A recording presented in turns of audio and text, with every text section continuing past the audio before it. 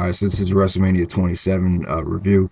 I thought the show wasn't that good. It was okay at best. I just didn't think it was up to standard. I'd say this is probably the worst WrestleMania since WrestleMania 2000, WrestleMania 16, without a doubt. I think it's easy, definitely the worst WrestleMania since WrestleMania 16.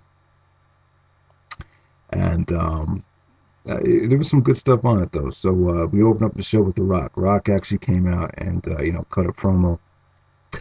And this is not one of The Rock's better promos. I think he kind of had a tough time getting warmed up, but it was okay. He pretty much had all the fans on his side, so it was what it was. I think it took up a little bit too much time though. So the first match you had Edge and Alberto Del Rio for the World Heavyweight Championship. This is very, very rarely would you see a World Championship match open up the show. But it's been happening a lot lately, especially with Edge. It happened at the Royal Rumble, and now it's happening at WrestleMania. So, kind of feel bad for Edge, but this is a great match, man. And I would say this is probably I don't know, maybe the third best WrestleMania opener of all time. The only two I think are better than this were Bret Hart versus Owen Hart, and maybe Money in the Bank ladder match from WrestleMania 23. If there's something else that I'm leaving out, let me know. But I don't know, man. These guys had a good match. Great drama. Alberto Del Rio was going after Edge's injured arm. Beautiful submission wrestling from Del Rio. A very, very dramatic match.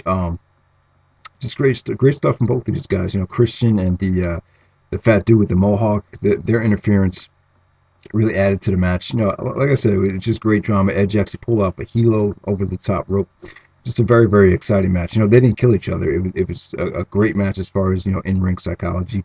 And Edge actually countered the cross arm breaker into an execution submission. I think that's what he calls it, the Edge-O-Matic, whatever that submission was that Edge used. And Edge actually won the match with a spear over Del Rio. I mean, just a very, very exciting match. A great way to start the show. I thought this was the second best match on the show.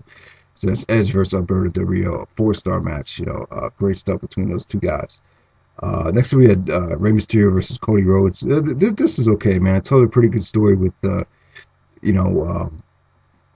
Cody Rhodes actually got busted open from the 619 because Rey Mysterio's knee brace hit him right in the face, and he had to wear a protective mask because he broke his nose or fucked up his face. I'm not even sure. I wasn't watching SmackDown when it officially happened, but it was a good it was a little good story that they had going into it. And Cody Rhodes, man, had a lot of fans on his side. It kind of like the whole storyline kind of made you sympathize with Cody Rhodes, so it kind of hurt Rey Mysterio. But this is good, man. They both went after the Cody went after the knee brace, and the Rey Mysterio went after the mask. Cody looked strong.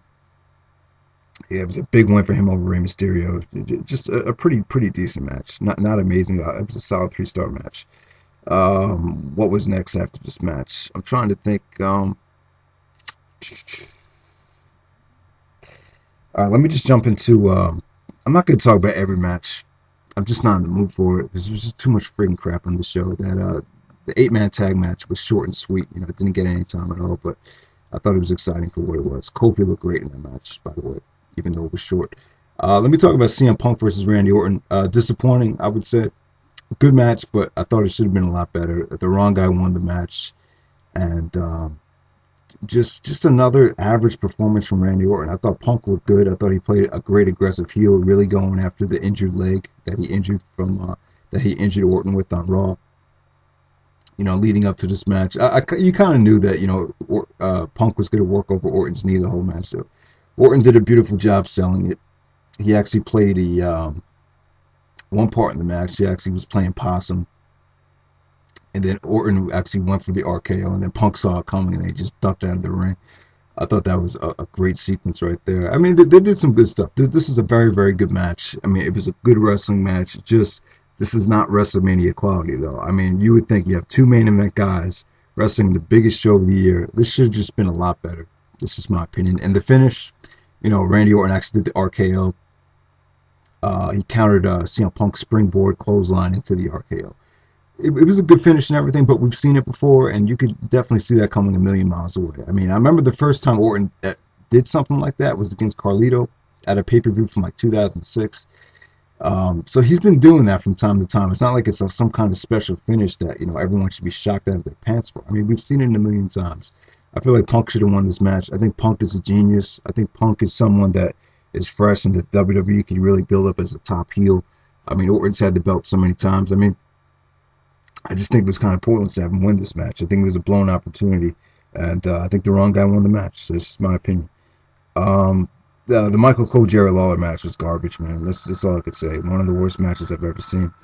Kind of felt bad for Stone Cold Steve Austin during the match. This is the second time he refereed a WrestleMania match where he kind of got embarrassed due to the poor performance that was going on in the ring. But it was still the aftermath was pretty fun. It's always fun to see Austin stun people.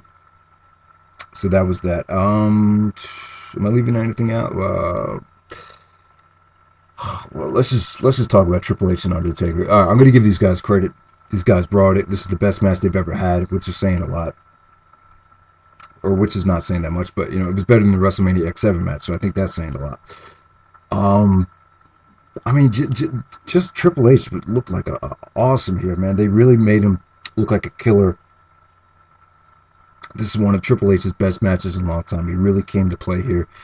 This is the first time I've seen him wrestle in over a year. It was a pleasant surprise. I thought he looked great. He took a vicious backdrop. I felt really bad for him. They were on the announce table and Taker just backdropped him onto the outside.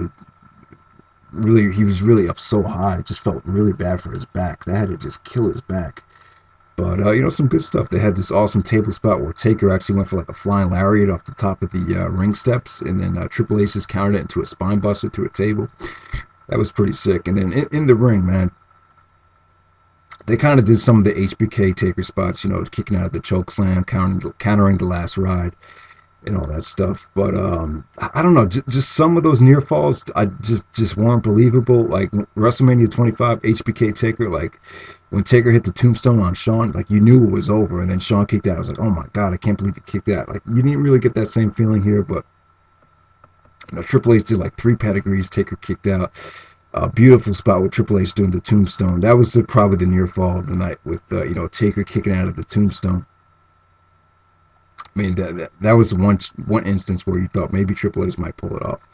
The ending sequence, Taker had Triple H locked in the Hell's Gate. Triple H tried to fight it off like a bitch, but just couldn't fight it off. So Taker actually won the match. After the match, Taker sold it like he was dead. So Triple H still looks strong even though he lost the match. Just another epic performance from Taker. Give Taker credit and give Triple H credit. Both those guys busted their ass. They really saved the show, in my opinion.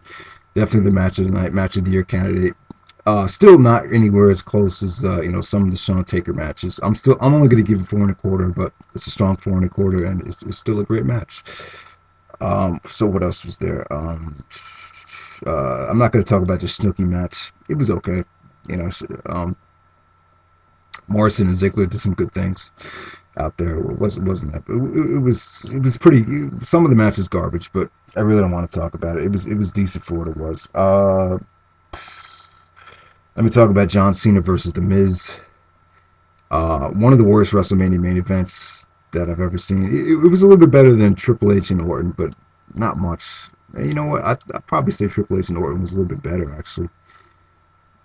I don't know. It's tough to say. I really didn't like this match. This match wouldn't even be worthy as an indie main event in a lot of companies. It's just, I don't know, man. I don't know. It was okay. I mean, the two guys that really don't deserve to be in the main event, in my opinion. This is the main event of WrestleMania.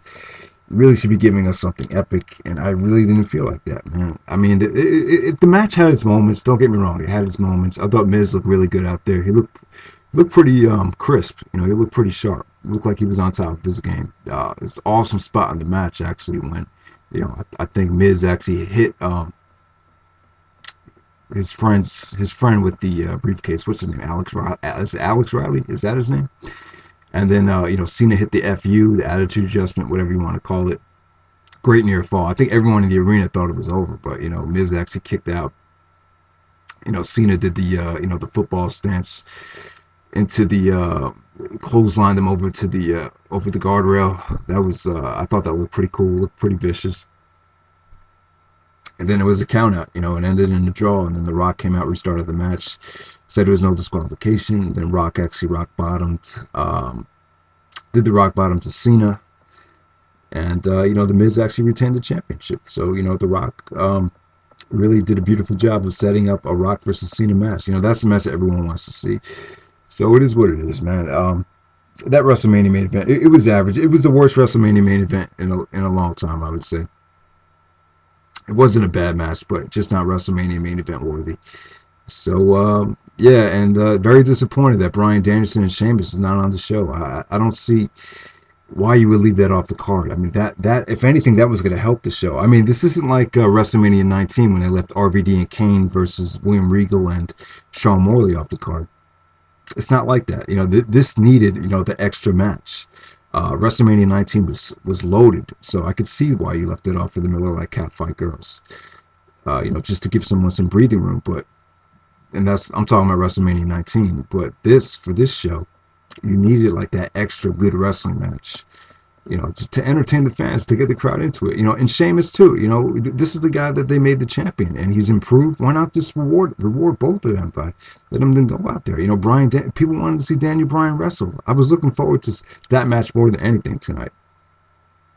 I was like, oh man, Daniel Bryan's first WrestleMania, he's gonna, bust his ass, and that fact that he wasn't on the card because fucking Jerry Lawler and Michael Cole took up a half hour. It makes me sick, man. It just makes me sick. It's just life. This is why life sucks sometimes. I just hate it when the guys that are fucking great, don't get rewarded for their hard work. It's really depressing. I just feel bad for Daniel Bryan and Sheamus, because I thought those two guys really could have brought a lot to the show. So that's pretty much it. All right, take it easy.